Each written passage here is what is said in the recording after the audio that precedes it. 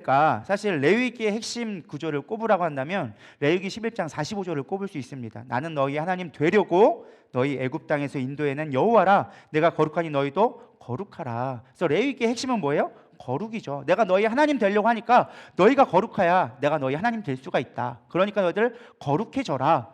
사실 구약의 이야기지만 오늘날도 마찬가지예요. 오늘날도 그 하나님 동일하게 계십니다. 우리가 이제 거룩한 성전이 되어줘야 돼요. 너희가 성전인 걸 알지 못하느냐 또 나와 있잖아요. 우리가 성전이기 때문에, 성령이 거하는 전이기 때문에 우리가 거룩함을 추구해야 돼요. 근데 이 거룩함을 알 수 있는 모형이 되어진 게 무엇이냐? 바로 이 성막이라는 거예요. 그래서 성막의 의미를 잘 알면 우리의 거룩한 의미, 예배의 의미, 기도의 의미를 좀 잘 살펴볼 수 있는 게 바로 이 성막을 통해서 우리가 알아볼 수 있습니다. 그래서 오늘 이 성막을 하나씩 하나씩 단계별로 따라서 여행하듯이 보고 난 다음에 여러분들이 내일 가셔서 그걸 보면은 아마 눈앞에 딱 보이게 될 거예요. 아, 이건 이거였구나, 이건 이거구나. 그 의미를 생각해서 보면 여러분들이 내일 알차게 시간을 잘 보내리라 믿습니다. 그래서 성경에 사실 이 성막은요 50장이나 기록되어져 있습니다. 성경이 몇 장이죠?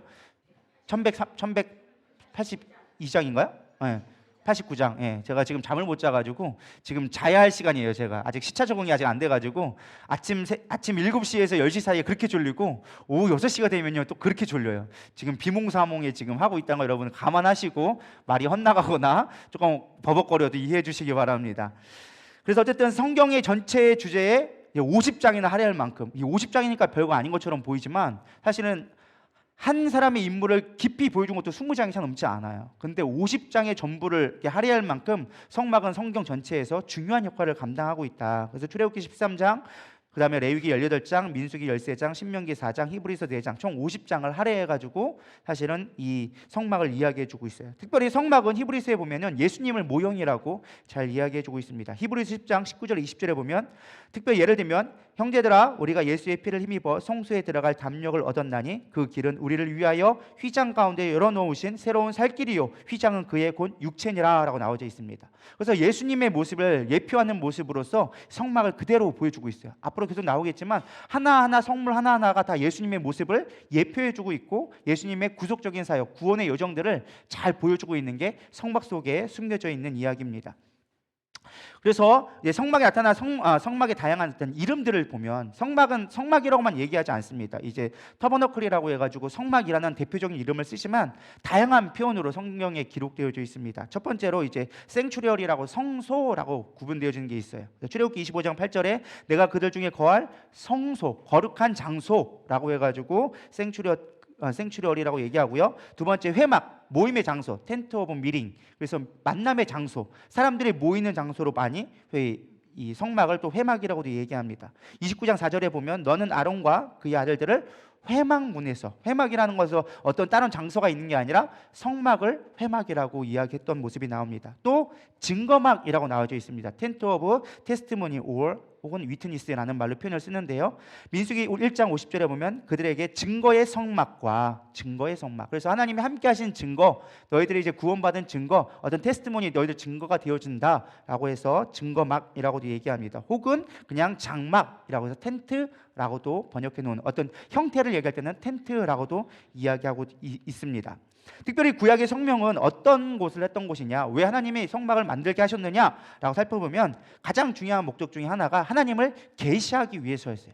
이전까지 하나님은 어떤 하나님이었어요? 말로만 전해진 하나님이었어요. 아브라함의 하나님, 이삭의 하나님, 야곱의 하나님, 조상의 하나님이었는데 그 하나님을 어떻게 우리가 만날 수 있습니까? 하나님을 어떻게 경험할 수 있습니까? 라고 이스라엘 백성들이 헤매할 때 광야에서 하나님을 경험할 수 있도록 하나님의 임재를 보여준 것이 이 성막의 모습이었습니다. 출애굽기 40장 34절에 보면 구름이 회막에 덮이고 여호와의 영광이 성막에 충만하매. 여기서 여호와의 영광을 여러분 잘 아셔야 돼요. 제가 수없이 많이 얘기했는데 이 여호와의 영광이란 거는 하나님의 존재를 얘기합니다. 그래서 우리가 영광한다고 하면 많은 사람들이 어떤 성공 스토리, 내가 하나님 앞에 영광 돌려요 막 하는데 그런 자신의 성공 스토리가 영광이 아니라 하나님의 임재, 하나님의 존재를 영광이라고 그래요. 그래서 하나님의 하시는 일이 영광이에요. 스스로 영광을 취하시고 우리 가운데 임재하시고 우리를 통하여서 하나님의 하신 일들을 드러낼 때 영광이 나타났다, 하나님의 영광이 임했다라고 얘기하는 거예요. 가장 대표적인 게 뭐예요? 모세가 얘기하죠. 하나님 영광을 보여주시옵소서 라고 하니까 하나님이 돌 뒤에 숨어 있어라, 내가 지나갈 때 내 뒷모습을 봐라.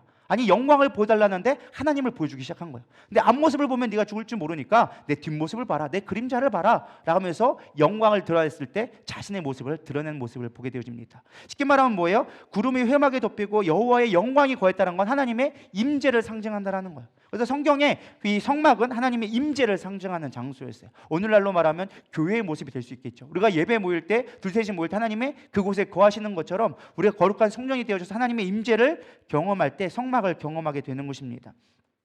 특별히 이것을 뭐라고 얘기하냐? 쉐카이나라고 얘기하는데요. 하나님의 영광 가운데 하나님의 황홀경을 얘기할 때 쉐카이나라는 말을 씁니다. 그래서 하나님은 사실 어디든 계시는 분이에요. 편지에 계신 분, 어디든 계시는 분이지만 특별히 우리가 하나님의 임재를 경험할 수 있도록 한 장소로, 제한된 장소로 하나님이 드러내신 형태를 이 성막을 통해서 드러내신 게 첫 번째 모습이라는 거예요. 이게 신약에 와서 어떻게 바뀌게 되어집니까? 성전이 어떻게 되어져요? 성막이 성전으로 바뀌고 그것이 예수님으로 되어지죠. 예수님으로 이 땅에 말씀이 육신이 되어져서 우리 가운데 거하시기 위해서 육신으로 오게 되어집니다. 그래서 요한복음 1장 14절 말씀이 육신이 되어 우리 가운데 거하심에 우리가 그의 뭐를 보았다고요? 영광을 보니. 아까 영광이 뭐예요? 하나님이거든요. 그래서 요한복음 1장에 뭐라고 했어요? 말씀이 육신이 되어 우리 가운데 거하심에 예수님이 성전이 되어져서 하나님의 임재로서 우리 가운데 새로운 성전을 보여준 거죠. 그래서 예수님 어떻게 했어요? 바리새인들이 신방할 때 너희들이 성전을 허물라 내가 사흘 만에 일으키리라 라는 말씀을 하게 되어지죠. 바로 성전을 이야기할 때 이 모습이 나오는 것입니다. 그리고 나중에 이제 고린도서에 보면 우리가 거룩한 성전이 되어지는 모습이 나오지요. 그리고 또 하나 성막의 가장 중요한 기능 중에 하나는요, 죄인을 만나주시는 거예요. 죄인들을 부르시는 곳이라는 것입니다. 그래서 원래는 구약의 사람들은요 하나님을 보면 다 죽는다고 생각했어요. 근데 하나님을 볼 수 있도록 죄인들을 용납하기 위해서 오신 곳이 성막이다. 그래서 너를 만나게 했다. 왜 만나려고 하느냐? 우리를 용서해 주려고 만나 주신다라는 것입니다. 레위기 1장 4절에 보면 그는 번제물의 머리를 안수할지니 그를 위하여 기쁘게 받으심이 되어 그를 위하여 뭐가 된다? 속죄가 될 것이라. 너희들의 죄를 사해 주려고 내가 너희 가운데 임재했고 너희를 내가 죄인을 불렀고 죄인을 만나서 용서해 주려고 그래. 그게 성막의 중요한 기능이에요. 사실 예배 가운데 가장 중요한 기능 중에 하나가 무엇이냐? 우리가 죄사함 받는 거예요. 할렐루야. 그래서 예배는 습관적으로 와가지고 그냥 좋은 말씀 듣고 잘 될 거야, 복 받을 거야 이게 아니라 우리의 죄를 날마다 고백할 수 있는 이 장소가 되어줘야 되리라 믿습니다. 그래서 이 제물을 예수님이 제물이 되어지죠. 제물을 잡아서 그 피를 제단에 뿌림으로 대속하는 장소가 되어지고 예수님이 우리의 십자가에 달리심을 알며 우리를 대속함으로 우리가 구원받을 수 있는 거룩해질 수 있는 보혈의 능력이 우리가 이 제단을 통해서 알게 되어지는 것입니다. 그리고 중요한 건 성막을 통해서 하나님이 말씀하시는 곳이었어요. 옛날에는 하나님이 직접적으로 말씀하셨어요. 근데 그거를 다 사람들 못 알아들으니까 이제 성막을 통해서 제사장을 통해서 말씀해 주세요. 근데 나중에 제사장으로 안 되니까 선지자를 통해서 하나님이 말씀해 주시는 역할을 하죠. 그래서 성막의 가장 중요한 역할 중에 하나가 하나님의 말씀하시는 장소로서 성막을 보여주게 되어집니다. 왜? 하나님의 호렙산에서 막 임재하니까 사람들이 두려워서 못 가는 거예요. 모세가 야 우리 같이 가자, 하나님 보러 가자 하니까 우리가 다 가겠습니다 하는데 하나님의 임재의 현현을 보니까 우리가 죽을까 봐 두려워서 못 가겠습니다. 당신만 가십시오. 당신 하나님의 말씀을 들으면 우리가 그 말씀을 듣겠습니다 라고 백성들이 나오죠. 그래서 하나님이 대표로 제사장을 통해서 말씀하시는 공간이 성막, 그래서 말씀하시는 장소가 성막이 되어지는 중요한 기능이에요. 그럼 성막의 구조를 좀 보려고 합니다. 우리가 이제 보려고 하는 것들이 성막의 구조인데 그 구조와 의미를 살펴보려고 합니다. 성막의 크기는 그렇게 크지는 않아요. 길이 45m, 넓이 22.5m, 약 100규빗과 50규빗이라고 이야기합니다. 직육면체로 되어져 있죠. 직사각형이죠. 직사각형. 그래서 높이는 2.25m, 약 5규빗 정도. 그래서 2m, 여기서 한 이 정도 되는 높이예요. 그래서 그냥 사람이 일반적으로는 볼 수 없는, 그래서 일반적으로 바깥에서는 볼 수 없는 모습으로 되어져 있는 게 성막의 모습입니다. 그래서 특별하게 문은 동쪽으로 하나만 나와져 있습니다. 그리고 그 안에 성소와 지성소로 구별되어져 있는 성막이라는 큰 이제 집 같은 게 하나 가운데 있죠. 그래서 하나 있게 되어지고 그 안에 들어가면 이제 딱 2배 크기 되는 성소와 그 반이 되어지는 지성소로 나눠지는 구성으로 되어져 있습니다.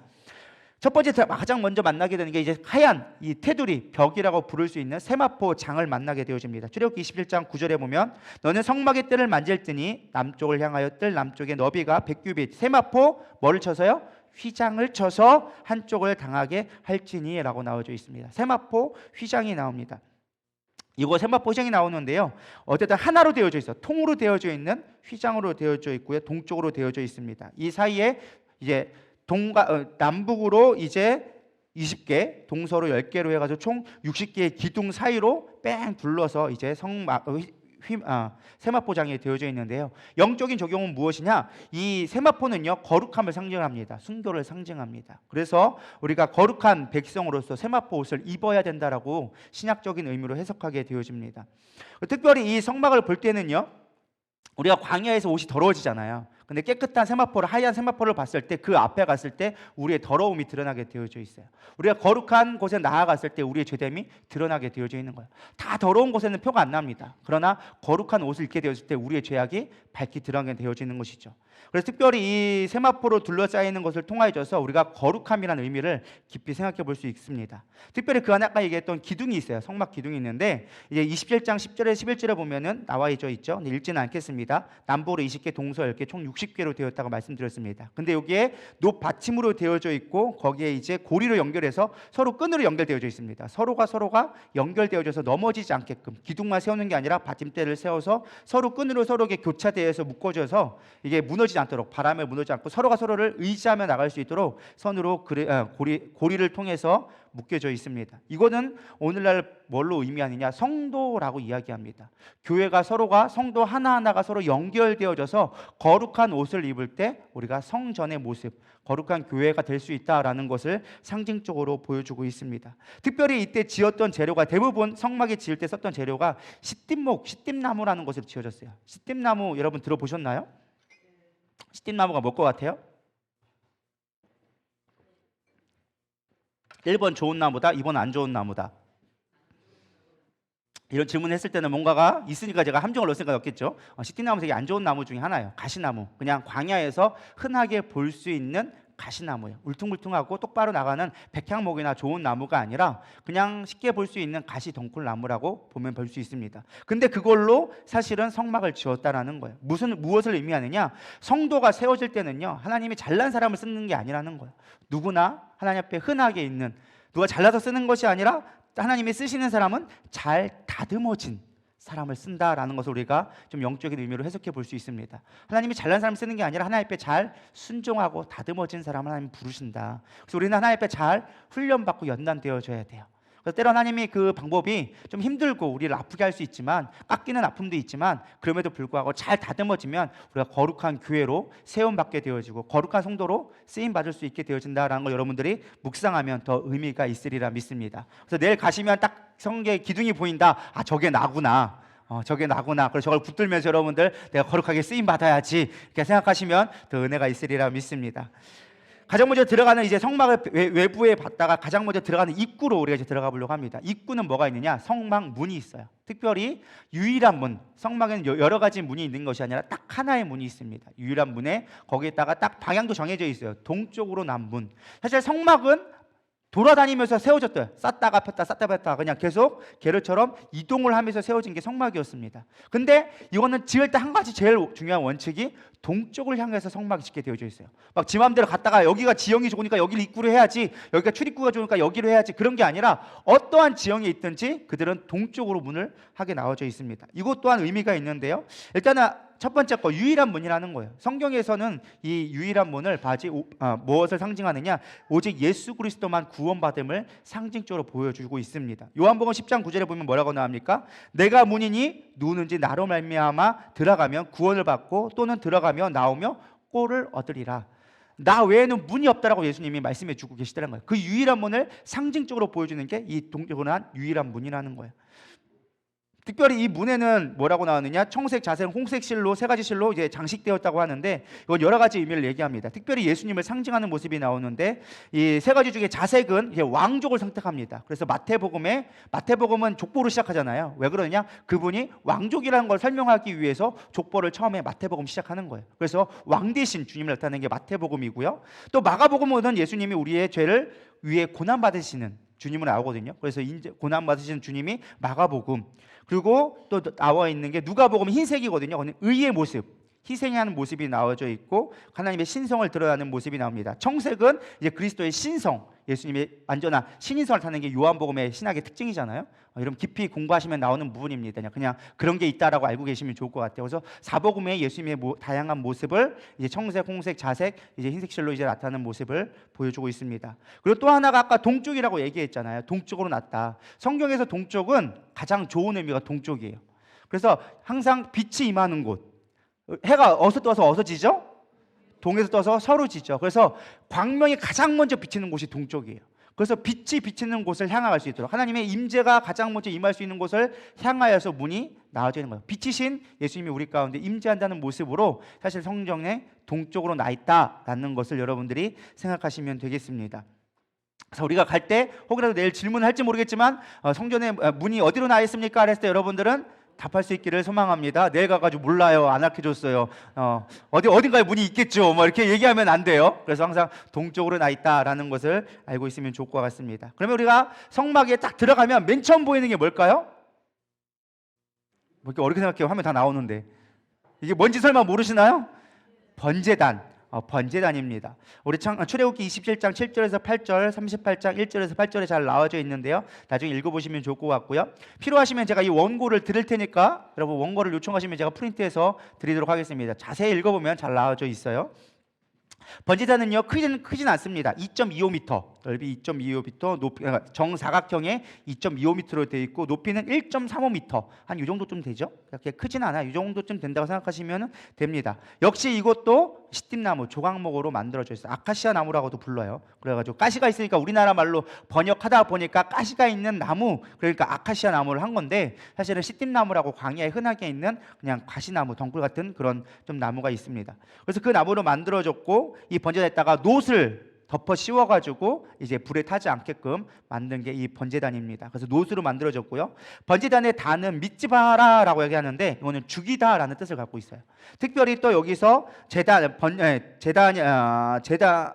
번제라고 했을 때는 이 번이 태울 번이에요. 번트. 그래서 태워서 죽이다. 라는 곳이 번제단이라는 의미를 갖고 있습니다. 실제로 제물을 가져다가 피를 받아서 그거를 각을 떠서 오장육부 내장을 다 빼버리고 고기를 양 그 귀퉁이에다가 걸어서 불로 완전히 태워서 하나님 앞에 다 올려드릴 때 쓰는 것을 이제 번제단을 쓰게 되어집니다.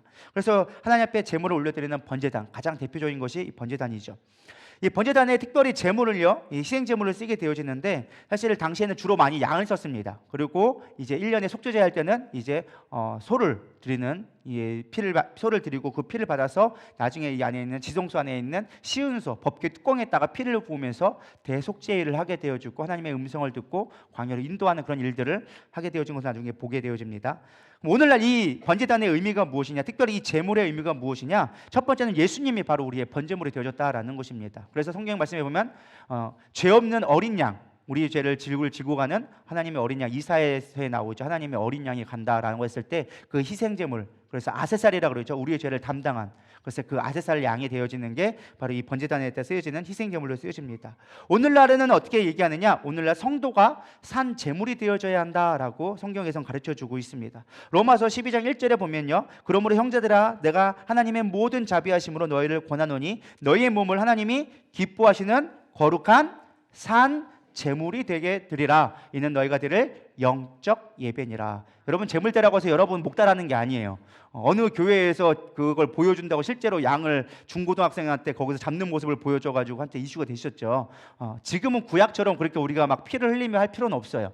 우리가 드릴 영적 예배로서 우리가 날마다 죽어야 될 필요는 있다는 것입니다. 그래서 나는 죽고 예수로 사는 삶, 그것이 바로 우리가 번제단에서 생각할 수 있는 영적인 의미가 될 수 있는 것입니다. 그래서 고린도후서 15장 31절에 보면 바울은 이렇게 고백하죠. 형제들아 내가 그리스도 예수 우리 주 안에서 가진 바 너희에 대하여 자랑을 두고 단언하니 나는 날마다 죽노라. 바울이 고백했던 건 나는 날마다 죽노라. 이게 우리가 산 제물이 되는 모습이에요. 여러분, 우리가 이 시간 예배 드릴 때 그냥 나오는 게 아니에요. 나의 시간을 드리는 거예요.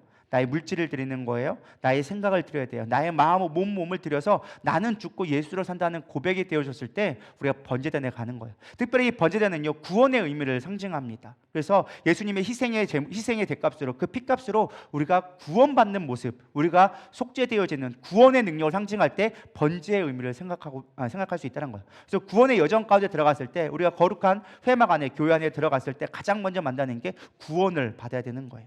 믿으십니까? 그래서 복음의 의미를 갖고 있는 게 번제단의 의미예요. 이 번제단의 의미가 있고요. 또 특별히 번제단의 불은요, 임의적으로 사람이 만든 불이 아니라 하늘에서 내오르는 불로 하게 되어집니다. 레위기 9장 24절에 보면 불이 여호와 앞에서 나와 제단 위에 번제물과 기름을 사른지라. 어디서 나오는지 정확치는 않아요. 그냥 여호와께서 나왔다라고 성경은 기록해 주고 있어요. 근데 이거를 지멋대로 자기 마음대로 불을 자기 마음대로 한 사람이 있었죠. 누구였어요? 아론의 아들이었던 누구요? 나답과 아비후가 자기들 마음대로 불을 폈다가 그 불이 튀어나와가지고 불살라서 태워 죽는 일이 있게 되어지죠. 그러니까 우리가 예배 드릴 때 성령으로 예배 드려야지 우리의 임의적으로 우리의 어떤 계획으로 예배 드리면 안 된다라는 하나님의 거룩성을 보여줄 때도 이 번제단을 가지고 우리가 볼 수 있습니다. 그래서 여러분 딱 들어갔을 때, 성막에 들어갔을 때 번제단 보면 내가 구원받았구나, 예수님의 희생을 기억하고 온전한 예배, 하나님 앞에 번제의 예배를 드려야겠다, 내가 죽어지는 예배가 드려주겠다는 것을 생각하고 가면 여러분들이 그 번제의 의미를 더 잘 생각해 볼 수 있으리라 믿습니다. 특별히 번제단에는 특징이 하나 있는데, 이 번제단과 분향단에는 4개의 뿔이 있습니다. 이 뿔은 여러 가지 의미로 해석되어지는데 특별히 구원을 더 깊이 있게 상징합니다. 특별히 구원의 뿔을 잡았을 때 우리가 산다라는 이야기가 있죠. 가장 대표적인 이야기가 열왕기상 1장 50절에 나온 아도니아 이야기가 나와 있죠. 솔로몬이 이제 왕이 되어지죠. 아도니아가 반역을 일으켰다가 왕이 되려다가 솔로몬이 이제 왕이 등극되어지니까 자신의 반역대로 죽게 되어졌어요. 근데 그걸 살기 위해서 하는 방법이 무엇이었느냐? 막 달려가가지고 죽이려 하는 그 소식을 듣자마자 성전에 가서 뭐를 잡았어요? 제단 뿔을 잡으니까 솔로몬이 제단 뿔을 잡고 하나님을 의지했으니까 살려주겠다. 그래가지고 구원, 다시는 여기서 내가 정해진 구역에서 나오지 말고 평생 거기서 살아라 라고 하는 모습이 나오는 게 제단 뿔을 잡으면 죽을 사람도 산다 라는 얘기가 거기서 많이 비롯되어집니다. 성경에 수없이 많은 다윗의 고백 가운데 나오는 것이 이 제단 뿔에 많이 나옵니다. 우리 시편 18편 2절 한번 읽어보겠습니다. 시작. 여호와는 나의 반석이시요 나의 요새시요 나를 건지시는 이시요 나의 하나님이시요 내가 그 안에 피할 바위시요 나의 방패시요 나의 구원의 뿔이시요 나의 산성이시로다. 이 뿔이 바로 옆뿔이에요. 제단의 뿔, 개뿔이 아니에요. 어떤 분들은 개뿔 생각하고 이런 뿔 생각하고 유니콘 뿔 생각하고 이러는데 그 뿔이 아니라 제단에 나와 있는 내 기둥에 나와 있는 것을 제단 뿔이라 그래요. 그래서 이 구원의 뿔을 상징할 때 이 제단의 뿔을 생각하시면 될 것 같습니다. 시편 118편 27절도 마찬가지입니다. 여호와는 하나님이시라 그가 우리에게 빛을 비추셨으니 밧줄로 절기 제물을 제단 뿔에 멜지어다라고 나와 있죠. 제단 뿔에다가 끈을 묶어서 제단을 번제단했을 때 나오는 모습을 직접적으로 보여주고 있습니다. 그래서 구원을 상징하는 거예요. 오늘날로 말하면 뭘까요? 십자가. 우리가 구원의 십자가를 붙잡을 때 우리는 어떠한 죄를 지어도 사함을 얻을 수 있다라는 거예요. 우리는 십자가를 붙들 수 있는 저럼 되기를 소망합니다. 어떠한 일이 있어도 나 같은 죄는 하나님이 용서해 주실까? 용서해 주십니다. 믿으십니까? 어떠한 죄를 지었다 한들, 심지어 살인을 했다 한들 하나님은 우리의 죄를 용서해 주실 수 있어요. 이게 가장 나타나는 이것 중에 좀 혼란스러웠던 영화 중에 하나가 미랄이라는 영화였죠.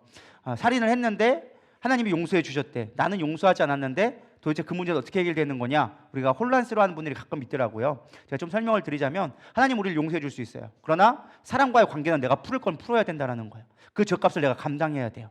근데 우리는 하나님 앞에 용서받으면 사람한테 지은 죄도 용서받았다고 생각하는데 그건 착각이에요. 하나님 이 땅에 지은 죄는요, 이 땅에서 반드시 그거에 대한 처벌을 받게 되어져 있어요. 하나님 그거에 대한 공의 하나님이기 때문에 사람한테 잘못한 건 사람한테 용서를 구해야 돼요. 그러나 그 죄를 했을 때 뭐예요? 하나님 앞에도 용서를 구해야 돼요. 왜? 우리는 범죄했기 때문에. 그래서 속죄제와 속건제가 있어요. 속죄제는 뭐예요? 우리가 번제 드릴 때 하나님 앞에 지은 우리의 죄에 대해 용서할 때 속죄제를 드려요. 근데 속건제는 무엇이냐? 사람한테 어떤 죄를 지었을 때 하나님 앞에 죄를 드리고 그 사람과 화목할 수 있도록 화목제물을 또 드려야 되는 거예요. 그게 속건제예요. 그걸 변상해 주는 책임을 갖고 있는 게 속건제도 있다라는 거예요. 그래서 우리가 하나님을 알 때 제대로 알아야 돼요. 하나님이 용서해 주시면 끝났어 라고 생각하면 안 된다는 거예요. 속건제도 있고 속죄제도 있다. 번제가 있고. 할렐루야. 그래서 나중에 원래는 시간이 되면 뒤에도 이제 그걸 얘기를 하려고 했었는데 그거 하면 또 몇 날 며칠을 또 세야 돼요. 그래서 예전에 제가 레위기 했던 거 있습니다. 유튜브 찾아보면 잘 나와져 있으니까 5가지 제사법에 대해서 4가지 제사 방식에 대해서 여러분들이 살펴보시면 좋을 것 같아요. 그 다음은 이제 우리가 번제단을 넘어가면 무엇을 만나게 되느냐? 뭘 만나느냐? 물두멍이라는 걸 만나게 되어져요. 물두멍. 이 물두멍은 어떠한 의미냐? 우리 출애굽기 30장 18절에서 20절 나와져 있는데 사실 물두멍은 무엇으로 만들었을까요? 제 질문. 노 중에 노이 있는데 그냥 노은 아니에요. 어떤 노일까요? 여인들의 거울로 만들었어요. 옛날에는 지금이야 뭐 이게 투명한 이제 주사로 된 이게 좋은 거울이 있잖아. 옛날에는 노수로 이게 거울을 만들었잖아요. 그래서 여성들의 녹거울을 모아다가 녹여서 그 노수로 만들었다고 얘기해요. 그래서 우리의 죄를 살펴보는. 그래서 제사장들이 이제 번제단에서 생각해 보세요. 우리가 생각하는 번제단 되게 막 거룩해 보이고 막 그렇잖아요. 실제는 뭐냐? 그냥 쉽게 말하면 도살장이에요. 맨날 양들어다가 목 따가지고 피 받고 그거 막 껍질을 벗겨 막 내장 다 벗겨 꺼내놓고 막 피 범벅이 돼가지고 번제단 태우니까 막 고기 끓여. 여러분 고깃집 한번 가보세요. 옷에 냄새 얼마나 변입해요. 근데 그 앞에서 실제로 막 그름 난다 생각해 보세요. 제사장이 그렇게 하고서 온몸에 피 범벅 뭐 그름 막 이렇게 막 기름에 떡져 있으니까 뭐 해야 돼요? 성소에 들어가려면 깨끗해야 돼요. 씻어야 돼요. 그러니까 내가 어디가 들어온지 보기 위해서 뭘 하는 거예요? 녹고를 두고 거기다가 물을 받아서 그걸로 내 손발을 씻어서 깨끗하게 한 다음에 이 성막을 깨끗하게 유지할 수 있도록. 왜? 성막은 지성소는 거룩한 곳이니까. 성소는 거룩한 곳이기 때문에 죄를 가지고 더러운 모습으로 들어갈 수 없기 때문에 물두멍을 하나님이 만들어 주신 거예요. 하나님 얼마나 섬세하십니까? 여러분 이런 거 생각을 별로 안 하시죠? 그냥 있나 보다, 그냥 왜 만들어 놨나 보다, 그냥 있네 하는 게 아니라 하나님 그렇게 디테일하신 분이세요. 우리가 그 안에 거룩하게 하는 그 과정 자체에서 또 더러워질 수 있기 때문에 그 자체를 깨끗하게 하기 위해서. 왜? 겉모습도 깨끗해야 우리 속도 깨끗하는 거거든요. 여러분 그래서 잘 씻으셔야 돼요. 제가 지난 미국 가가지고 3일에 한 번씩 씻기 시작하니까 사람이 미쳐버리겠더라고요. 이게 교회에서 잤는데 샤워 시설이 안 돼 있어요. 그냥 세면대밖에 안 돼 있어요. 미국은 우리처럼 이렇게 하수구가 없어요. 그래서 바닥은 그냥 다 건식이에요. 그러니까 세면대만 딱 해야 되니까 물을 뿌릴 수가 없는 거예요. 물을 뿌리면 거기에 물버대 돼서 이게 물을 해결할 수가 없어요. 그러니까 세면대에서만 해야 되는 거예요. 그러니까 우리가 별의별 방법으로 다 씻었습니다. 진짜 제가 차마 더티해가지고 얘기할 수는 없는데 막 수건 빨아다가 막 이렇게 닦고 막 이거 하고 막 나중에 미치겠어가지고 호텔 막 예배 중간에 도망가가지고 샤워하고 오고 했는데 아무튼 개고생하고 왔어요 진짜로. 그렇게 하고 왔는데 내가 아프리카 선교 가도 그렇게 안 했어. 아프리카 선교 가서 또 내가 샤워하고 왔던 사람인데 미국 가가지고 그 선진국에 가가지고 샤워를 못하고 온 사람입니다. 어쨌든 그래서 이 물두멍은 씻으러 간 곳이다. 그래서 씻으려고 하는 곳이고 그 물두멍의 거울을 녹거울처럼 해가지고 더러운 모습이 어디 있나, 내가 어디가 티끌이 묻었나 살피는 거예요. 그래서 손과 발을 씻는 용도, 출애굽기 30장 19절에 보면 아론과 그의 아들들이 그 두멍에서 수족을 씻대라고 나와져 있습니다. 이 모습을 우리가 알 수 있는 모습이 신약에 한 모습 나와요. 어딜까요? 여러분 한 번씩 해보셨어요? 어딜까요? 발. 세족식. 예수님이 마지막 제자들을 아끼면서 뭐 했어요? 그들의 발을 씻기면서 라고 얘기하죠. 내가 행한 것처럼 너희 행하라. 왜 하나님 우리에게 왜 발만 씻깁니까? 우리 다 목욕시켜 주시지 왜 하필 발만 씻기십니까? 얘기하니까 야, 이미 목욕한 사람은 다 씻을 필요 없다. 손발만 씻으면 된다 라고 얘기하는 거죠. 이미 목욕했다는 건 뭘까요? 번제단을 지나왔다라는 거예요. 이미 우리는 구원받았다라는 거예요. 근데 뭐는 필요하다? 날마다의 자범죄를 회개할 필요는 있다. 그래서 이 물두멍의 의미는 뭐다? 그래, 날마다 짓는 죄를 회개하는 의미를 갖고 있는 거야. 그래서 우리는 구원받았어. 이미 죄 속죄함을 받았어. 그럼에도 불구하고 우리는 여전히 죄 가운데 거하기 때문에 먼지 속에 있는데 어떻게 구덩이에 있는데 우리가 안 떨어질 수 있냐라는 거야. 그래서 날마다 손을 씻는 역할을, 회개의 기도, 자백의 기도, 하나님은 자백하는 자에게 미쁘시다. 신실하게 그를 죄를 용서하시나니 우리 날마다 우리가 죄를 고백하며 나가는 모습이 필요하다. 그래서 여러분 기도할 때 가장 먼저 중요한 게 구원에 대한 감사를 찬양하고, 이 교회 오셔서 맨 처음 예배 드리기 전에 뭐 해야 돼요? 자백의 기도를 하는 거예요. 그래서 우리가 예배 시간에 그냥 주일마다 쓸데없어서 그냥 회개의 기도를 드리는 게 아니라 거룩한 하나님의 보좌 앞에 나가기 앞서서 그 순서로 나가는 거예요. 교회로 왔잖아요. 우리가 찬양을 드리죠. 하나님의 영광, 구원을 찬양하잖아요. 찬양 가운데. 그러면 번제단을 지나가는 거예요. 지나가서 그다음에 뭐 하는 거예요? 우리 자백의 기도, 회개의 기도를 통해서 하나님, 내가 깨끗한 모습으로 하나님을 만나기를 원합니다. 성막 안에 들어가기 원합니다. 예배의 말씀으로 들어가기 원합니다. 고백하는 모습으로 회개의 기도를 드리는 거예요. 다 이유가 있어서 그렇게 플랜 짜는 거예요. 뭐 대나가나 할 거 없어가지고 그냥 채워놓은 거 아니니까. 여러분 예배 드릴 때마다 이 자백의 기도가 지금 내가 물두멍을 지나고 있구나. 오늘 내가 또 범죄한 것이 무엇인가, 또 내가 또 실수한 것이 무엇인가, 내가 주인 된 것이 무엇인가 잘 살펴볼 수 있는 저람 되기를 소망합니다. 자, 그 안에 들어가게 되어지면 이제 뭐가 나오죠? 성막이 보이기 시작합니다. 복잡하지 않아요? 번제단 있고 물두멍 있고, 그러면 딱 깨끗이 씻었으니까 이제 성소로 짠 하고 들어가야 되잖아요. 들어가면 딱 맨 처음에 뭐가 있느냐? 이게 왼편에 보면 진설명이라는 떡상이라고 있습니다. 사실 떡상, 이 성전에서 가장 성소에서 중요한 역할 중에 세 가지 중에 하나가 떡상이 있어요. 출애굽기 25장 23절에서 30절에 잘 나와져 있는데요. 만드는 법은 잘 나와져 있으니까 보시면 됩니다. 가로 세로 높이가 약 90cm, 45cm, 68cm 나와져 있고요. 역시 조각목으로 만들어서 순금으로 입혀져 있습니다. 여기는 좀 지성소이기 때문에 놋이 아니에요. 순금. 성소 안에 들어오면 다 황금으로 칠해지게 됩니다. 그래서 성소로 이제 순금으로 되어져 있고요. 그래서 특별히 여기에는 떡이 몇 개가 올라가 있을까요? 12개가 올라가져 있습니다. 저랑 세신자 공부를 하신 분들은 잘 아실 거예요. 12개는 뭘 상징할까요? 12지파를 상징합니다. 이게 오늘날의 신약과 구약에 있는 이스라엘 온 백성을 상징하면서 12개의 떡이 진성되어져 있습니다. 이 떡의 역할은 뭘까요? 너무 어렵게 생각할 필요 없습니다. 제사장의 밥입니다. 제사장이 들어가서 배고프면 그거 먹는 거예요. 그냥 하는 말이지 아니에요. 진짜로 그래요. 레위기 24장 9절. 이 떡은 아론과 그의 자손들에게 돌리고 그들이 그것을 그 거룩한 곳 성소에서 먹을지니. 그래서 제사장들이 가가지고 배고플 때 그거 먹는 거예요. 그걸 항상 12개씩 하는 거예요. 근데 우리가 중요한 건 무엇이냐? 이거 제사장을 먹고 있네, 할 일 없네 라고 얘기하지만 그렇지 않아. 이게 중요한 의미를 갖고 있어요.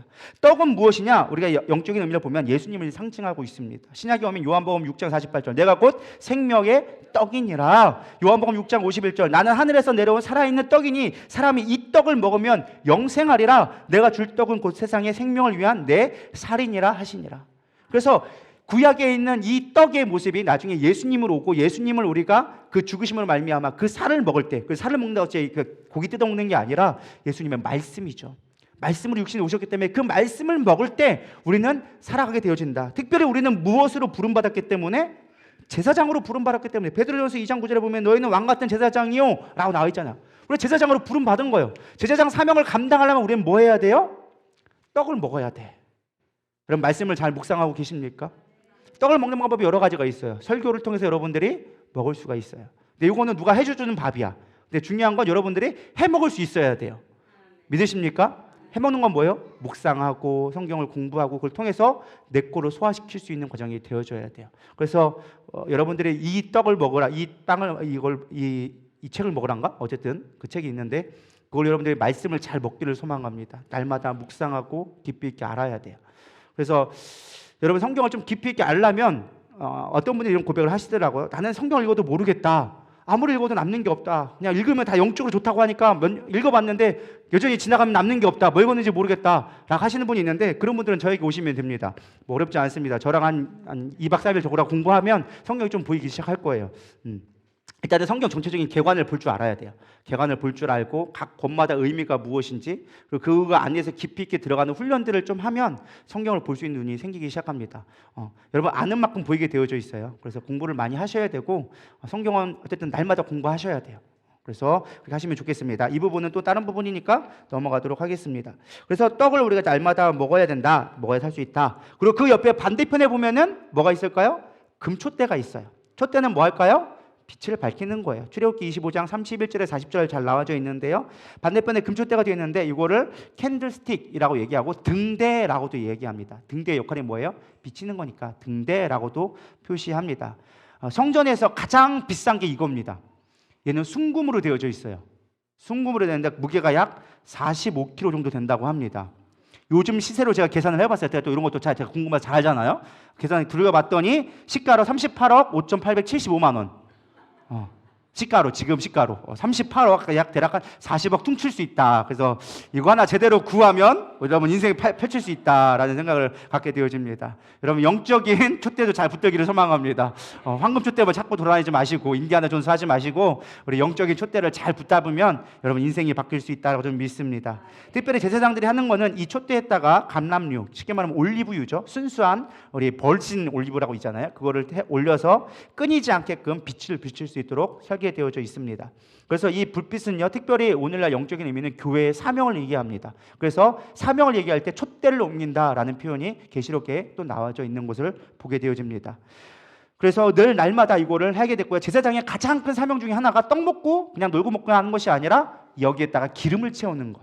아침 저녁으로 기름이 떨어지지 않게끔 기름 채우는 게 이거예요. 우리가 제사장으로서 해야 될 가장 중요한 사명은, 기름은 주로 성경에서 무엇을 의미합니까? 신약에서는 성령을 의미합니다. 우리는 날마다 주야로 하나님 앞에 예배를 통하여 줘서 성령이 소멸되지 않게 하는 것이 여러분들이 맡겨진 사명임을 깨닫기를 소망합니다. 이런 것을 성막에 가서 촛대를 보면 박네, 이쁘네, 비싸네 이게 아니라 여기에 내가 하나님의 성령의 기름불, 내게 맡겨준 사명이 무엇이냐, 빛을 비추는 사명, 열방에 빛을 비추는 사명으로 내가 성령을 소멸하지 말아야지, 주야로 하나님의 말씀을 묵상해야지, 이것이 여러분들의 깨달아지기를 소망합니다. 그러면 여러분 성전을 제대로 보는 거예요. 근데 가가지고 이게 38억이래 막 이런 얘기만 하고 있으면 여러분 다른 얘기를 하고 있는 거예요. 그래서 집중하셔서 잘 들으셔야 돼요. 영적인 의미를 잘 살피셔야 합니다. 그래서 여러분들 그 사명 감당해야 되고요. 그래서 요한복음 8장 12절에 보면 예수께서 또 말씀하여 이르시되 나는 세상의 빛이니 나를 따르는 자는 어둠에 다니지 아니하고 생명의 빛을 얻으리라. 그래서 이 생명의 빛을 상징할 때 이 촛대를 또 의미를 얘기합니다. 그래서 7 촛대는 특별히 이제 완전 숫자로서 7개의 모습을 상징하고, 이제 뭐 살구나무나 이런 모양들은 다 상징하는 것들이 있는데 그거 다음에 오늘 못 끝나서 그 나중에 또 깊이 있게 심도할 때 들어가도록 하겠습니다. 그리고 그 앞에 정면에 보면 딱 중요한 게 또 하나가 나와요. 뭘까요? 분향단이라는 것이 나옵니다. 여기에도 뿔 모양이 나오죠. 출애굽기 30장 1절부터 10절에 나오는데 가로 세로 45m의 정사각형의 높이가 90cm 한 요 정도 되는 높이의 분향단이 나옵니다. 사실 분향단의 가장 중요한 건 향이에요. 여기 여러 가지 향이 있는데 그 향도 제가 하다가 너무 페이지가 많이 늘어나가지고 제가 이거 준비하는데도 10장이 나왔거든요. 그래서 너무 많이 나와가지고 잘랐어요. 그냥 향은 여러분들이 나중에 찾아보면 돼요. 무슨 나금향 무슨 뭐 해가지고 여기까지 나오는데 제가 옛날에 한 적이 있어요. 어쨌든 그 향을 하면 좋을 것 같고요. 어쨌든 중요한 건 분향단의 가장 중요한 기능은 무엇이냐? 중보의 기도예요. 중보의 기도. 제사장이 백성을 위하여서 그 나함양 무슨 양 해가지고 최고가로 만들어진 최고의 것을 기름과 이렇게 섞어가지고 만들어서 그거를 날마다 태우는 거예요. 그래서 그 향이 온 성전 안에 가득 채워질 수 있도록. 그래서 성막에 보면 아까 보면 이렇게 그림이 이렇게 불이 올라가는 게 보이잖아요. 그게 이렇게 장작 끝에서 올라가는 게 아니라 분향단의 연기, 향이 올라가는 거예요. 아름다운 향. 오늘날로 말하면 최고의 고가의 향을 날마다 태워서 성전 안에 그 향으로 가득하게 나타나는 거예요. 그래서 우리의 때 신약에 나타나서 뭐라고요? 우리는 그리스도의 향기니. 우리를 통하여서 우리의 그 기도를 통하여서 아름다운 향이 우리 날마다 퍼져야 되는 것을 상징적으로 보여줍니다. 특별히 이 기도의 향은요, 계시록 8장 4절에 보면 향연이 성도의 기도와 함께 천사의 손으로부터 하나님 앞으로 올라가는지라. 우리의 기도를 통하여서 그것이 천사가 받들어서 하늘의 향으로서 올라간다고 얘기합니다. 성도의 눈물도 이제 받아가지고 천사가 올라가지만 우리의 성도의 기도, 우리가 연합하여 합심하여 기도하는 거 있잖아요. 금요철 때 기도할 때 그것들이 천사가 보기에 아름다운 향으로서 올라가게 되어진다. 그래서 여러분 기도할 때도 좀 좋은 말을 했으면 좋겠어요. 원망하면서 그냥 하나님 왜 그 인간 왜 안 죽여주세요 이런 거 기도 조금 하시면 향이 어떤 생각이 들까라는 생각을 문득 저는 묵상하면서 들었어요. 저 우라질럼 왜 안 들어가십니까? 막 이렇게 하면은 그 향이 아름다운 향이 날까? 우리가 아름다운 향을 좀 만들었으면 좋겠습니다. 최상의 것으로, 최상의 아름다운 찬양으로 우리가 하나님 앞에 찬양 기도할 때 그 기도가 하나님 보시기에 아름다운 향으로 올라가지 않을까. 할렐루야. 여러분 기도가 조금 바뀌기 시작하죠. 그래서 분향단을 볼 때 거룩한 향, 아름다운 향, 우리의 입이 깨끗해야 돼요. 우리의 입이 들어오면 세상이 다 들어오지는 거예요. 제가 보니까 그렇더라고요. 이 사람이 말하는 대로 된다고 입이 들어온 사람들이 있어요. 막 평생에 입이 별로 안 좋고 부정적이고 막 욕하고 막 뒷담화 하는 사람들은 그들의 삶이 별로 깨끗하지 않아. 근데 진짜 삶이 깨끗한 사람들은요, 입이 깔끔해. 사람 딱 세워주고 사람 채팅해주고 긍정적인 얘기하고 그런 사람들은 깔끔해 사람들이. 근데 꼭 지저분한 사람들이 뒷말하는 사람들이 별로 안 깨끗해. 기도도 마찬가지예요. 여러분 깨끗해지기를 소망합니다. 그래서 가장 좋은 것들만 할 수 있기를 소망합니다. 이렇게 가르쳐주는 목사도 많지 않아요. 그렇죠? 분양하면 뭐 나함양 무슨 양막하고 이거 뭐 들어갔어요, 몇 그램 들어갔어요 이런 거 하지 이렇게 가르쳐주지 않아요. 어쨌든 우리의 사명은 뭐다? 중보의 기도. 그래서 기도가 확장이 되려면 뭐 해야 되느냐? 여러분 기도의 신앙의 성수군요 뭐에 나오느냐? 기도만 보면 알 수 있어요. 내 기도로 주관된 사람들은 아직 어린아이 신앙이야.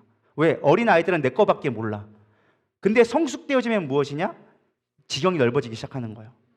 내 옆에 있는 성도들 위해 기도하기 시작하고 목사님을 위해 기도하기 시작하고 교회를 위해 기도하기 시작하고 열방에 있는 선교사님을 위해 기도하고 열방의 복음을 위해서 기도하는 기도의 폭이 커지기 시작하는 거예요. 그게 중보의 기도예요. 그게 바로 분향단의 기도라는 거예요. 내 개인의 기도도 중요하지만 분향단의 기도가 하나님 보시기에 합한 기도가 갈 때가 많다는 거예요. 그래서 우리는 이 분향단의 기도를 생각할 수 있어야 된다는 거예요. 그래서 성소에 들어가면 말씀 먹고 하나님의 사명 감당해서 빛된 삶을 살아가기 위해 삶을 행실로 드러내고 그리고 와가지고 교회 와서 뭐 하는 거예요? 성도를 위해 기도하는 모습. 그것이 아름다운 하나님 보시기에 거룩한 성전이 되어져 가는 거예요. 그게 우리가 성전이 되어져 간다라는 의미예요. 성전이 되어진다 간다고 그냥 내가 성전이야 라고만 생각할 게 아니라 어떻게 성전이 되어갈까를 여러분 고민하시는 좀 수준 높은 성도가 되기를 소망합니다. 맨날 자기는 성전이라는데 성전 될 생각은 1도 안 해. 성전이 뭔지도 몰라. 그냥 내가 성전이래 그걸로 끝이야 하면은 수준이 낮은 거예요. 조금 수준 높은 성도 되려면 이 정도 성전 돼야 돼. 내가 하나님의 말씀을 갖고 내가 거룩한 성전이 되어줘야지. 빛의 사명을 감당해야지. 성도를 내가 기도해야지. 하나님의 거룩한 보좌 앞에 내가 희생제물을 드려야지. 이 정도 성도 돼야지 내가 거룩한 성전이 되어진다라는 수준의 성도가 되어지는 것입니다. 여러분 거룩한 성도 되기를 소망합니다. 이제 지성소는 끝났어요. 마지막 한 단계 남아 있어요. 마지막 뭐가 있을까요? 지성소가 남아 있어요. 근데 여기는 아무나 못 들어가. 그래가지고 하나님이 구분을 지어놨어. 야, 아무나 들어오면 안 된다. 여기 들어오면 그냥 다 갈 수가 있다. 거룩한 자만이 와라. 그래서 1년에 단 한 번 대제사장만이 들어갈 수 있게 해놨어요. 근데 그걸 누가 지키느냐? 그룹이라는 천사가 지킬 수 있도록 휘장을 만드셨어요. 휘장을 만들었는데 여기서 역시 마찬가지로 청색, 자색, 홍색 4가지 실로 만들어 놓고 앉습니다. 근데 이 휘장이 가장 중요한 의미가 무엇이냐? 예수님의 몸을 상징해요. 그래서 아까도 나왔었지만은 예수님이 돌아가실 때 어떻게 했어요? 휘장이 위에서부터 아래로 찢기게 되어지죠. 마태복음 21장 50절에서 51절 예수께서 다시 크게 소리 지르시고 영원히 떠나시니라. 이에 성소 휘장이 위로부터 아래까지 찢어져 둘이 되고 땅이 진동하며 바위가 터지고 라고 나와져 있어요. 휘장이 찢어졌다는 건 육체가 찢어졌다는 거예요. 예수님의 죽으심을 얘기합니다. 근데 이게 무엇이냐? 예전에는 하나님 앞에 나아갈 수 있는 게 경계가 있었어. 너는 함부로 올 수 없어. 나는 거룩하고 너는 아직 거룩하지 않기 때문에 나에게 나올 수 없어 라는 경계를 줬는데 하나님이 이제 예수님의 죽으심으로 말미암아 우리가 하나님의 보좌로 나아갈 담력을 얻게 됐다는 거예요. 보좌 앞에 나갈 담력을 얻는다는 게 우리는 아무 생각 없이 그냥 당연히 내가 교회에 오니까 너무 쉽게 기도하니까 별거 아닌 것처럼 생각하지만 구약 시대에는요 하나님 앞에 기도를 할 수가 없었어. 유일하게 할 수 있는 건 내 죄값을 대신해서 양한테 그것도 제사장을 통과해서 죄를 전가시키고 제사장이 대신해서 그 죄를 담당하고 하나님 앞에 기도할 수 있는 것도 대제사장밖에 할 수 없었던 거였어요. 선택받은 하나밖에. 근데 하나님은 이제 뭐 하시는 거예요? 예수님의 죽으심으로 말미암아 우리가 누구의 이름으로? 예수의 이름으로. 그래서 여러분 기도할 때 그냥 아무 생각 없이 예수님의 이름으로 기도했습니다. 아멘. 마침표 도장 찍는 게 아니라 예수의 이름으로 힘을 얻어서 우리가 하나님 앞에 보좌로 나갈 수 있는 거예요. 기도는 하나님 앞에 올리는 거잖아요. 이 온 우주 만물의 창조주이고 주관자이신 하나님 앞에 단독적으로 내가 얘기할 수 있는 게 얼마나 큰 일이에요. 여러분 대통령하고 면담할 수 있어요? 나는 지금 전화해서 대통령하고 면담할 수 있다. 없잖아요. 그것도 못하면서 뭐 하나님하고 이렇게 만나는 걸 이렇게 뭐 아무 생각 없이 만나면은 안 된다라는 거예요. 그 하나님 앞에 나갈 수 있는 담력을 얻을 수 있는 거, 그 특권을 얻을 수 있는 게 무엇이다? 이 휘장이 찢어짐으로 말미암아 예수님의 희생으로 말미암아 그 보좌를 지나갈 수 있는 길이 열렸다라는 것입니다. 그래서 여러분 기도할 때마다 예수님의 이름으로 기도합니다. 아멘 한다는 거를 너무 쉽게 생각하지 마시고 오히려 어떤 목사님은 이렇게 얘기합니다. 예수님의 이름으로 기도합니다. 하나님 나의 하나님, 나를 돌보신 하나님. 그러니까 마침표가 아니라 시작을 하라는 거예요. 내가 예수님의 이름으로 하나님 앞에 나아갑니다라는 의미로. 그래서 예수님의 이름으로 기도합니다라는 의미를 먼저 하라는 거예요. 그것도 그런 방법 중에 하나인 것 같아요. 해보시기 바랍니다. 그러면 좀 기도의 의미가 되죠. 생각 없이 하나님 이거 왜 안 줬어요? 막 원망하는 게 아니라 그 하나님의 크심, 위엄을 그의 영광을 우리가 좀 생각해 볼 수 있는 것이 되리라 생각되어집니다. 그럼 이게 딱 들어가면 지성소에 들어가면 딱 하나가 있어요. 건물이 뭐가 있을까요? 법궤가 있어요. 법궤. 법궤는 뭘까요? 말 그대로 하나님의 율법을 보관한, 그래서 법이 그거잖아요. 그래서 율법을 보관한 상자를 궤를 법궤라고 이야기합니다. 근데 사실은 법궤보다 더 중요한 게 뚜껑이에요.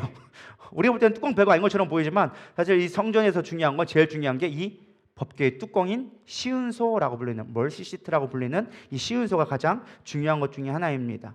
그래서 하나님의 이 제사장들이 피를 가져다가 1년에 한번 대속죄일 때 할 때 이 천사 위에 구름 날개가 이렇게 맞대고 있는 그 천사 위에다가 붓는 거예요.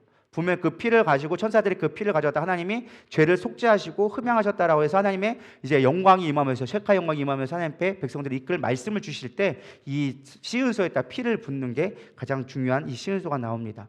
이 법궤 안에는 3가지가 있었습니다. 뭘까요?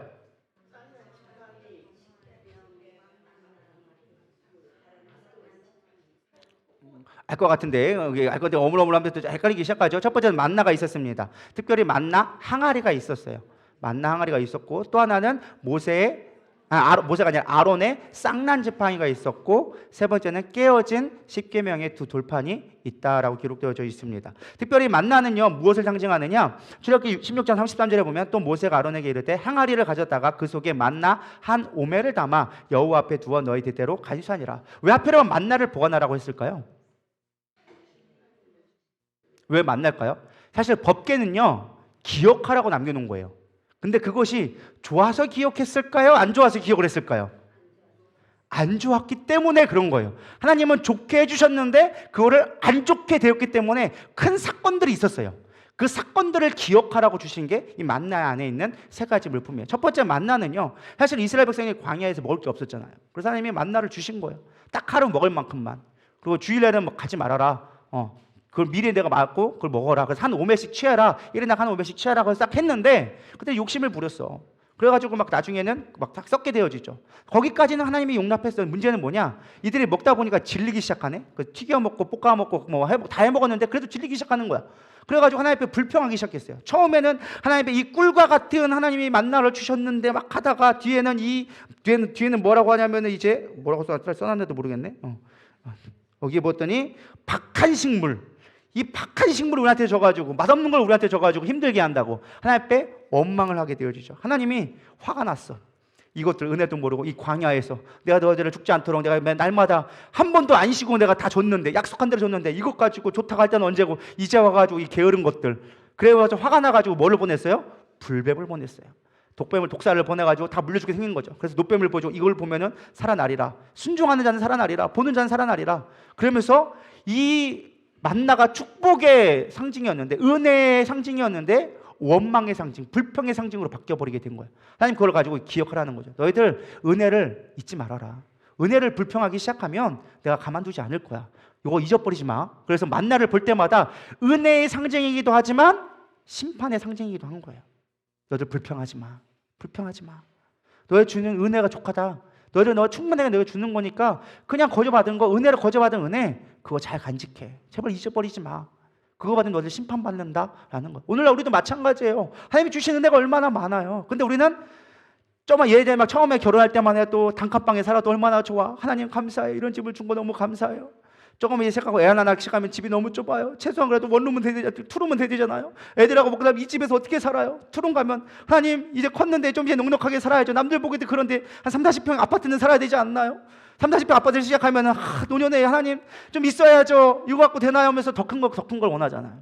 그걸로 만족하지 않는 거예요. 끝까지 우리는 더 많은 것들을 원하기 시작하는 거죠. 하나님 그거를 옳지 않다고 여기는 거죠. 하나님 물론 복 주셔서 지경을 넓혀줄 수도 있어요. 복 주셔서 지경 얼마든지 넓혀줄 수도 있지만 그거를 불평과 원망거리를 삼으면 하나님 그걸 기뻐하지 않으신다는 거예요. 특별히 하나님이 주신 은혜, 거저 주신 은혜, 구원받음에 대해서 우리가 절대로 불평하지 않기를 소망합니다. 이놈의 교회는 왜 그래? 이런 말 절대 하면 안 돼요. 아무리 교회 성도들이 마음에 안 들어도 여러분 그 교회를 여러분 사랑할 수 있어야 돼요. 왜? 교회는 그리스도의 몸이니까. 교회를 향하여서 목회자를 향하여서 절대 불평하면 안 된다는 거예요. 그 목회자에게 불평하지 말라는 게 바로 아론의 쌍난 지팡이에요. 원래 하나님이 누구를 세우셨어요? 모세를 통하여서 아론을 제사장을 세웠어요. 근데 이스라엘 백성들이 좀 살만하니까 아론이 조금 시덥잖네. 나이도 먹고 조금 안 되니까 화가 난 거야. 왜 아론만 하냐? 니들만 잘났냐? 우리도 잘난 사람 많다. 우리도 리더를 세워달라. 그래가지고 막 데모가 일어나기 시작한 거죠. 그러니까 하나님이 선택한 사람을 좀 보여주세요. 우리도 하게 해주세요. 하니까 하나님이 옳지 않다. 내가 선택한 사람을 다시 한번 내가 확인해 줄게. 그래서 각각의 지팡이들은 리더십을 얘기하거든요. 리더십을 상징하는데 그 지팡이를 서해막에 놓고 다음날 와봐라. 내가 증거를 보여줄게. 그랬더만 아론의 지팡이에만 그 죽은 아론의 마른 지팡이에서 싹이 나기 시작하고 살구나무라고 해가지고 뭐 했는데 오늘날 우리나라 말로는 뭐 살구나무라고 하는데 살구나무는 아니고 뭐 아몬드 나무다라고 뭐 하는 사람들도 있고 여러 가지 있습니다. 어쨌든 거기서 싹이 나기 시작한 거예요. 내가 선택한 것이다. 뭘 얘기해요? 내가 선택한 영적 질서를 너희들 깨트리지 말라는 거예요. 하나님이 세우신 영적 리더십에 복종하라는 거예요. 니들이 잘났으면 얼마나 잘났냐. 목사가 아무리 부족해 보이고 영적 지도자들이 아무리 부족해 보여도 하나님이 세우셨으면 그를 통해서 일하실 것이지 너희들 잘났다고 해봐야 옳지 않다라는 것을 기억하라는 거예요. 영적인 질서를 세우기 위해서 잊어버리지 말라고 법궤 안에 기록해 둔 거예요. 믿으십니까? 오늘 이 말처럼 마찬가지라 생각되어집니다. 목사가 왕이다 이게 아니에요. 제가 말씀드리고 싶은 묘지는 그게 아니라 영적인 리더십이 있다면 그것이 평신도라 할지라도 누구라 할지라도 세우신 영적 리더십에 우리가 순복할 수 있어야 된다는 거예요. 그럴 때 교회는 세워져 가는 거예요. 우리 그렇게 되기를 소망합니다. 세 번째는 뭐였어요? 깨어진 십계명, 우리의 돌비석이 있습니다. 이 십계석 돌비가 있는데 이것도 마찬가지죠. 하나님의 계명을 딱 줬는데 모세가 가가지고 40일 금식하고 가가지고 십계명 딱 받아 하나님이 새겨 준 걸 딱 왔는데 내려오니까 뭐 하고 있었어요? 이제 지들끼리 잘났다고 우리를 인도할 신을 만들자 해가지고 황금 송아지를 만들어가지고 막 수생쇼를 하고 있었죠. 모세가 화딱지가 나가지고 집어 던졌죠. 그래서 깨졌죠. 그래서 하나님이 계명을 주었는데 계명을 받지 아니하고 그 말씀을 깨어짐으로 말미암아 여러 가지 의미로 하나님의 율법을 온전히 지킬 수 있는 자가 되라고 사실은 깨어진 이 계명을 그 안에 두게 되어지죠. 사실 계명을 주어졌지만 계명 율법도 마찬가지예요. 율법이 우리에게 주어지면요, 그 율법대로 살아가면 축복이 되어지는 거예요. 근데 율법을 지키지 않으면 그것이 우리 가운데 올무가 되기 시작하는 거예요. 안식일을 거룩히 지키는 거 내가 정말 온전히 지키기로 작정되어지면 그것이 축복이 되어져요. 근데 그것이 내가 안식일을 온전히 지키는 게 되지 않으면요, 여러분 올무가 되기 시작합니다. 얼마나 무거운지 몰라요. 주일마다 나오는 게. 오늘도 천리길, 오늘도 한 걸음 하면서 이 교회 나오기 왜 이렇게 힘들지? 예배 나오는 게 왜 이렇게 힘들지? 왜 그래요? 율법이 내 안에 없으니까. 하나님의 성령이 내 안에 임하여서 율법의 완성을 이루면 그것이 축복이 되어지고 예배 드릴 수 있는 게 기쁨인데, 그렇지 않고 율법이 되기 시작하면 짐이 되기 시작하는 거예요. 여러분, 저는 여러분이 전자가 되기를 소망합니다. 율법의 능력, 하나님 주신 것들을 항상 은혜로 받아들일 수 있어야 돼요. 그래서 법계의 상징은 그거예요. 준 것을 감사하고 잘 섬기면 너에게 복되지만 그렇지 않고 너희들이 그것을 잘못되게 사용하면 너희들에게 벌이 된다, 화가 되어진다라는 것을 경계하기 위해서 세 가지 큰 사건을 기록한 것이 법궤 안에 기록되어져 있습니다. 자, 세 가지가 뭐라고요? 만나, 아론의 쌍나 지팡이, 깨어진 십계명의 돌판이 있습니다. 그래서 여러분 기억하시면 좋을 것 같고요. 그래서 여러분 이렇게 내일 가서 보실 때 볼 때마다 이걸 하나씩 떠올리면서, 아, 지금 내가 세마포장을 지나고 있어. 아, 동쪽 문을 지나고 있어. 아, 여기 번제단을 지내고 있네. 아, 여기 물두멍이 있네. 아, 여기 들어가더니 떡상이 있고, 여기 촛대가 있고, 여기 분향단이 있고, 들어가서 휘장을 지나가서 하나님의 보좌 앞에 나가서 지성소 앞에서 하나님의 말씀이 있네. 이곳에 내 피를 뿌립니다. 하나님 시은소에 내 은혜를 드립니다. 그러면서 그 모습을 보면서 그 의미를 하나씩 생각하고 나가면 내일 보실 때 또 감동이 있으리라 믿습니다. 특별히 이걸 여러 가지 의미로 이제 말씀을 정리하려고 하는데 여러 가지 의미로 할 수 있어요. 특별히는 예배의 의미를 잘 생각할 수가 있어요. 이 성막의 모습은요, 성막이 나중에 성전이 되어지고 그것이 예수님이 되어지고 이제 우리 안에 예수님이 죽으심을 알미암아 성령을 보내주셔서 우리가 성전이 되어지는 교회가 되어진 거예요. 그래서 예배의 원형이 되어지는 게 이 성막을 통해서 우리가 의미를 살펴볼 수가 있어요. 구원받고 회개하고 그 예배 가운데 말씀을 듣고 사명을 받아서 열방의 빛을 위해 기도하며 하나님의 은혜의 보좌로 나아가는 구원의 완성을 이뤄가는 예배의 구원의 여정과 예배가 그 안에 담겨져 있고요. 그 안에 기도가 담겨져 있습니다. 그래서 나중에 좀 기회가 되면 이 성막을 통한 기도를 좀 같이 또 살펴볼 거예요. 중보의 기도, 우리가 자백의 기도, 회개의 기도, 뭐 구원의 기도, 하나님의 또 능력이 부르짖는 기도, 뭐 이런 기도들로 쭉 여러분들이 살펴볼 수 있거든요. 그래서 다양한 모습으로 해석되어지는 게 성막이다. 그래서 성경의 많은 부분을 이야기해주고 있고, 성막 사실 구약에 있는 이야기 우리가 알아서 뭐하지 하지만 그 의미를, 영적인 의미를 잘 파악하고 특별히 여러분 제사법을 조금 많이 알게 되어지면 하나님의 놀라운 사랑의 의미를 좀 알 수가 있습니다. 사실 레위기 되게 어렵잖아요. 저도 예전에는 레위기 신학생 때까지는 레위기 되게 싫어했어요. 뭐 맨날 뭐 죽이고 태우고 뭐 이렇게 한다 막 나와서 어려웠는데, 그걸 제가 깊이 있게 공부하고 그 의미를 살펴보니까 하나님의 사랑을 좀 보게 되더라고요. 또 하나님 정말 세밀하셔. 그 하나하나 죄에 대해서 각각의 방법으로 그 각각의 의미를 가지고 그 번제와 소제와 화목제, 요제 뭐 다 각각의 모습으로 제사를 드리는데, 그 모습들을 살펴보면 여러분 삶 가운데 어떠한 예배를 드려야 될지를 좀 잘 생각해 볼 수 있으리라 생각되어집니다. 그래서 이거 한 가지만 정리하고 마치겠습니다. 여러분, 4가지 제사법이 있습니다. 뭘까요? 일단은 태워서 드리는 번제가 아니라 화제가 있어요. 방식이에요. 지금 방식, 화제, 불을 태워서 드리는 화제가 있고요. 또 하나는 들어서 거제가 있고, 흔들어서 하는 요제, 그리고 붓는 전제, 포도주 같은 거는 이제 붓는 전제가 있어요. 그래서 방식에 있어서는 불로 태우는 화제, 들어 올리는 거제, 흔드는 요제, 붓는 전제, 이 방식이 4가지 방식을 가지고 믹싱해가지고 이제 방식이 나옵니다. 그 중에 5가지 제사가 있는데, 첫 번째는 아까 얘기했던 번제, 우리가 구원의 의미를 상징할 때 번제를 드립니다. 소제를 드려요. 소제는 뭐냐? 피가 없는 밀가루나 곡물들로 드려지는 것이 소제가 있고요. 이제 방식에 의해서 의미적으로 화목제, 유일하게 나눠 먹을 수 있는, 다 하나님 앞에 바쳐야 되지만 번제는 완전히 다 바쳐요. 다 바치는데 이 화목제는 제사장과 바친 자들에게 다 같이 골고루 나눠 먹을 수 있는 화목제로서 드려지는 게 있어요. 그래서 예사를 드릴 때 예를 들어서 제사장이 세워진다 하면은 번제를 드리고 화목제를 드리고 뭐 속죄제를 드려라, 이렇게 제배를 한 분만 드리는 게 아니라 그 맞는 방법에 따라서 각각의 제사법이 들어가는 거예요. 그때 제사 방법 중에 요제를 드릴 거냐, 거제를 드릴 거냐, 어떤 제물을 들여서 화제를 드릴 거냐, 뭐 소제를 드릴 거냐, 이런 것들이 구별되어지는 것들이 자세하게 기록되어져 있습니다. 그래서 각각 뭐 제사장 위임식 때 누군가 뭐 손해를 끼쳤을 때, 내가 어떤 죄를 지었을 때, 하나님 앞에 죄를 지었을 때, 사람 앞에 죄를 지었을 때 각각의 방식대로 하는 거예요. 이해가 하시죠? 그래서 뭐게 많어 헷갈려 하는데 이런 것들을 드린다. 네 번째는 하나님 앞에 죄를 지었을 때 속죄제를 드립니다. 물론 사람한테도 속죄제를 드리긴 하지만, 그리고 속건제가 있어요. 속건제는 아까도 얘기했지만 누군가에게 피해를 줬을 때 그 피해를 보상하는 의미에서 드려지는 예배, 그래서 속건제라는 것이 5가지가 있습니다. 뭐가 있다고요? 번제, 소제, 화목제, 속죄제, 속건제, 이게 5대 제사라고 얘기하고 4가지 방법, 화제, 거제, 요제, 전제, 이 4가지로 되어지는 거예요. 그래서 이거에 믹싱되어져서 각각에 맞게끔 우리가 제사를 드리게 되어진다라는 것을 알고 계시면 되겠습니다. 혹시 여기까지 궁금하신 거? 없으리라 믿습니다. 그럼 이제 여러분 늦게 끝나니까 궁금한 건 나중에 따로 오시면 제가 또 자세히 알려드리도록 하겠습니다. 그래서 오늘 이제 성막에 대해서 배웠는데, 여러분들 내일 또 궁금하신 거 아마 가면 또 거기서 1시간 또 교육 받으실 거예요. 1시간 교육 받으실 건데, 우리 이 시간 기도할 때 첫 번째로 기도할 거는 내가 하나님의 거룩한 성전이 되기 원합니다.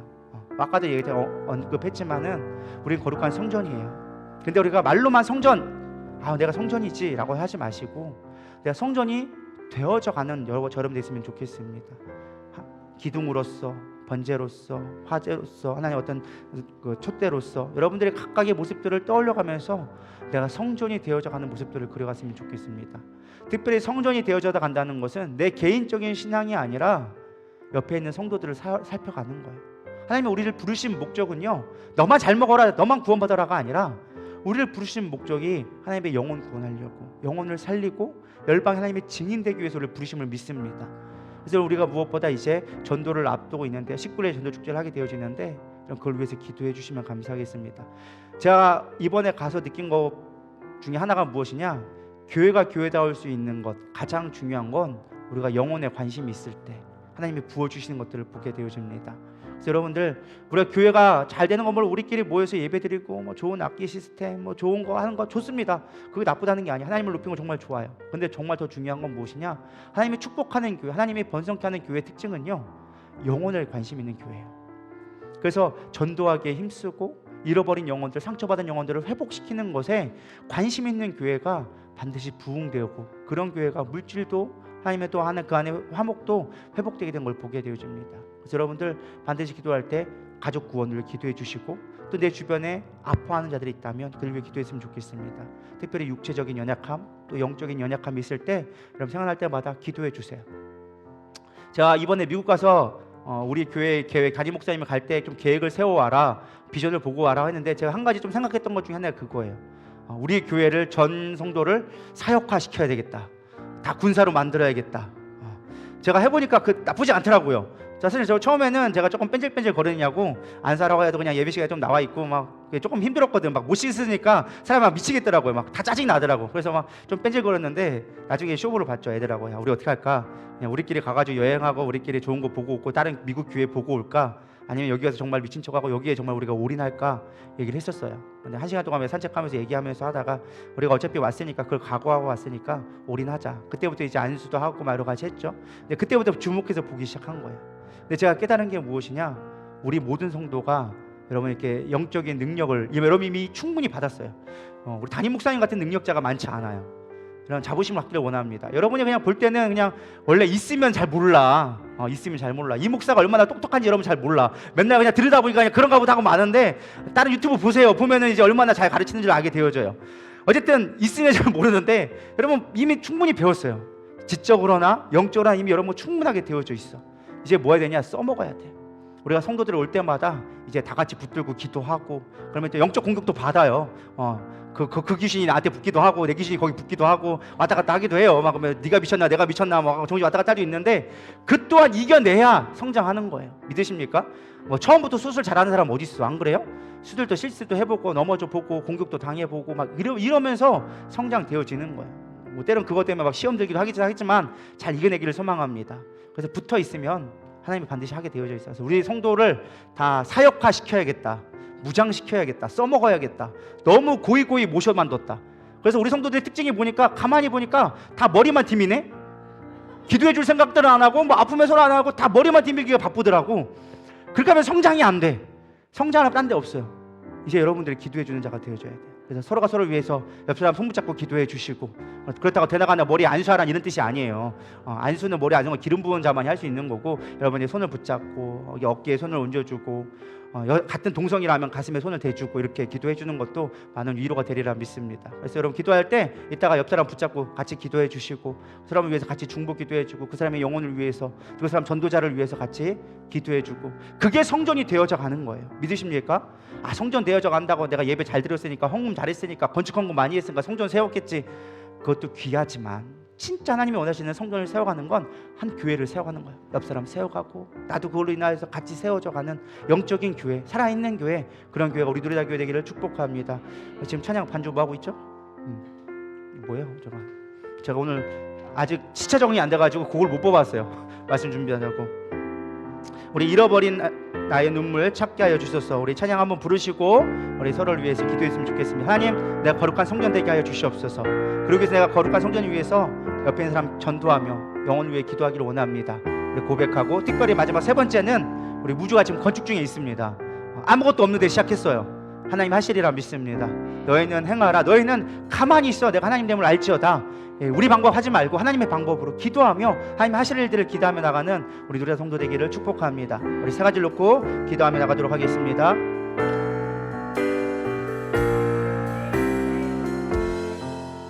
참, 내일 광고 이따가 할 건데 내일 8시까지 오셔야 됩니다. 8시 반이라고 여기 계신 분이 가끔 계시더라고요. 유언비어가 어디서 들어왔는지 모르겠지만 8시 반이 아니라 몇 시라고요? 8시. 그럼 8시에 딱 맞춰 오시면 안 돼요. 8시에 출발이에요. 그래서 적어도 7시 50분 정도까지는 오셔야 저희들이 10시에 거기에 예약이 돼 있어요. 그래서 뭐 하나 예약된 게 있어서 가는 시간과 조금 여유 있게 가려고 8시에 출발하려고 하니까 꼭 그때 오시기 바랍니다. 아셨죠? 그래서 많이 가세요. 이런 성막 가는 기회 많지 않아요. 이 1년에 한 번 가는 국내 성지순례 귀한 거니까요. 절대 놀러 가는 거 아니고, 뭐 놀러도 가지만 좋은 거 보고 우리 정말 국내 성지순례 가는 거니까 꼭 함께 하시기를 소망합니다. 또 하나 중요한 건 우리가 성막 거기를 가는데요. 복장을 잘 하셔야 돼요. 거기 규정이 생각보다 까다로워. 성경책 꼭 가져오셔야 돼요. 성경책이라서 핸드폰 성경책 봐야지 거기서 허락이 안 돼요. 핸드폰 다 압수한다고 하더라고요. 그래서 인쇄된 성경책, 그래서 성경책만 가져오시면 돼요. 그래서 성경 뭐 찬송가도 아마 부르는 것 같긴 한데 예배를 앞에 잠깐 드리더라고요. 반드시 성경책이 필요하고, 복장은 반바지나 짧은 치마 같은 건 절대 안 돼요. 그리고 양말은 꼭 신으셔야 되고, 긴 바지 입으셔야 되고, 청바지도 웬만하면 입지 말라고 하더라고요. 그리고 등산복, 요즘에 뭐 아웃도어 같은 거 되게 많이 입잖아요. 등산복 절대 입지 오지 말라고 필히 강조하더라고요. 복장 잘, 그렇다고 뭐 정장 쫙 입고 오란 말은 아니에요. 그냥 깔끔하게 입고 오시되 바지 계열로 입고 오시고, 운동화 신으시고, 양말 꼭 신으시고, 성경책 지참하셔서 오셔야 된다라는 것 말씀드립니다. 그래서 내일 8시에 출발하는 거 하시면 될 것 같고요. 간식도 여러분 챙겨 오셔도 됐습니다. 저희가 물론 음료수랑 물이랑 떡이랑 과일은 준비했지만, 여러분 또라도 뭐 내가 당 떨어질 것 같아 하신 분들은 초콜릿 같은 거 사오시고 나눠 먹어도 됩니다. 뭐 오징어 제가 굳이 얘기하지 않아도 다 챙겨 오시더라고요. 그랬던 걸 챙겨 오셔서 하시면 될 것 같습니다.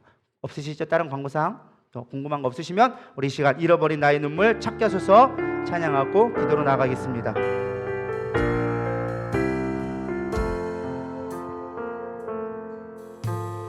잃어버린 나의 눈물을 찾게 하소서. 꺼져만 가는 열정을 다시 태우소서. 주님과의 첫사랑을 회복시키소서. 주발 앞에서 무릎 꿇게 하소서. 찬양할 때 내 영이 춤추게 하소서. 내 삶으로 주의 영광을 드러내게 하소서. 예배할 때 내 영이 기쁘게 하소서. 내 온몸이 주의 향기로 가득하게 하소서. 회복시키소서. 상한 나의 마음을 주님 앞에 정결하게 일어설 수 있도록